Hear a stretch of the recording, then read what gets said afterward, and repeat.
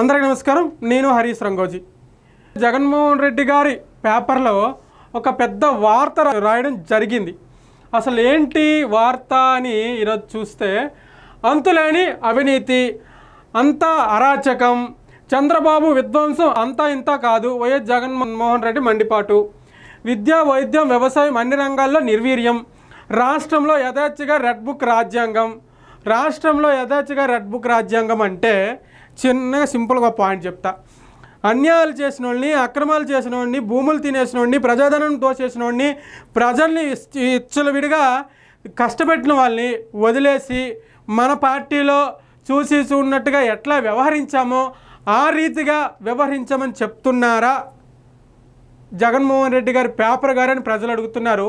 దానికి జగన్మోహన్ రెడ్డి గారి పేపర్ గారు ఖచ్చితంగా సమాధానం చెప్పాలి. ఇక రెండో పాయింట్, వీటన్నిటినీ ప్రజల్లోకి బలంగా తీసుకెళ్ళాలి. ఇదే పద్ధతి. అంటే మనం గత 5 సంవత్సరాలకు ముందు మనం అధికారం కావాలి అని చెప్పేసి ప్రజల్లో ఎలా వెళ్ళామో, మనం అధికారంలో ఉండాలి, మనం అధికారం ఖచ్చితంగా చేజెక్కించుకోవాలని చెప్పేసి ప్రజల్లోకి ఎలా తిరిగామో అదేవిధంగా ఇప్పుడు వెళ్ళాలని ప్రయత్నం చేస్తున్నారు. అయితే ప్రజలు ఒక్కసారే నమ్ముతారు.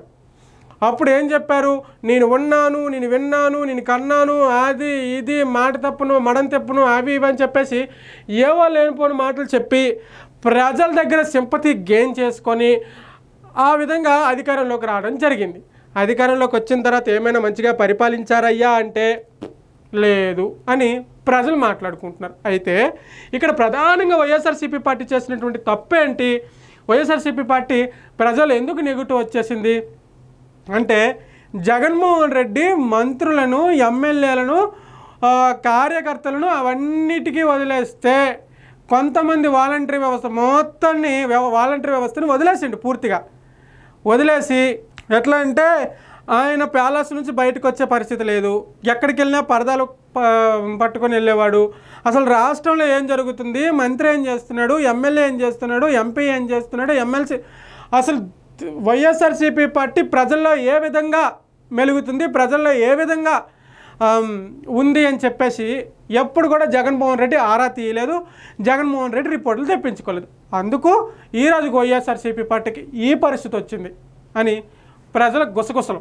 వారికి అండగా కార్యక్రమాలు చేపట్టాలి. ఎలాంటి కార్యక్రమాలు చేపడతారో అది క్లారిటీ ఇవ్వాలా. వీటి ద్వారా పనితీరు బయటపడుతుంది. ఎస్ అంటే సింపుల్గా నాకు ఈ ఆలోచన ఎప్పుడో వచ్చింది. అటు ప్రతిపక్ష పార్టీ కానీ, ఇటు టీడీపీ పార్టీ కానీ, కూటమి కానీ, జనరల్గా ఏ పార్టీ అయినా ప్రజలకి అండగా నిలబడాల్సినటువంటి కార్యక్రమాలు ఏవైనా చెయ్యాలి అంటే జగన్మోహన్ రెడ్డి గారు అండ్ జగన్మోహన్ రెడ్డి గారి పార్టీ వైఎస్ఆర్సీపీ పార్టీ గారు, నెక్స్ట్ జగన్మోహన్ రెడ్డి పేపర్ గారు ఒక చిన్న సలహా తీసుకుంటే మంచిది. ఇది పాజిటివ్గానే చెప్తున్నా, ఇందులో నెగిటివ్ ఏం లేదు.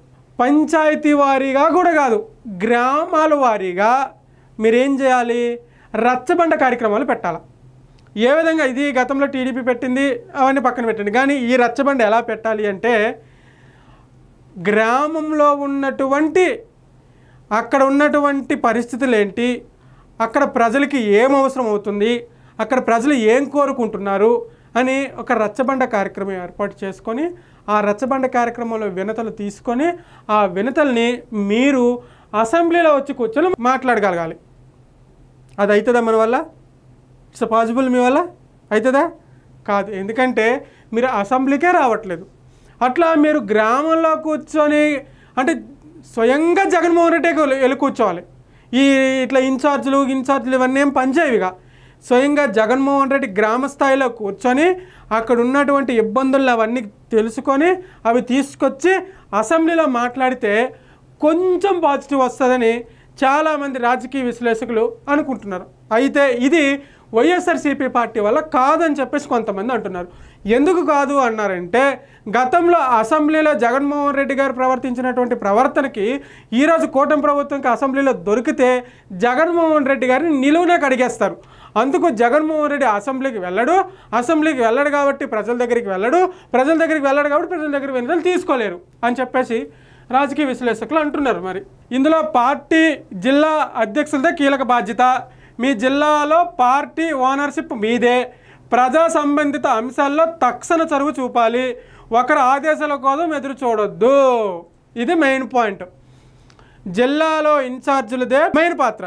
ఈ విధంగానే గత 5 సంవత్సరాలుగా కొంతమంది వాలంటీర్లు ప్రవర్తించారు. వాళ్ళదే పెత్తనం. వాళ్ళు ఏమనుకుంటే అదే.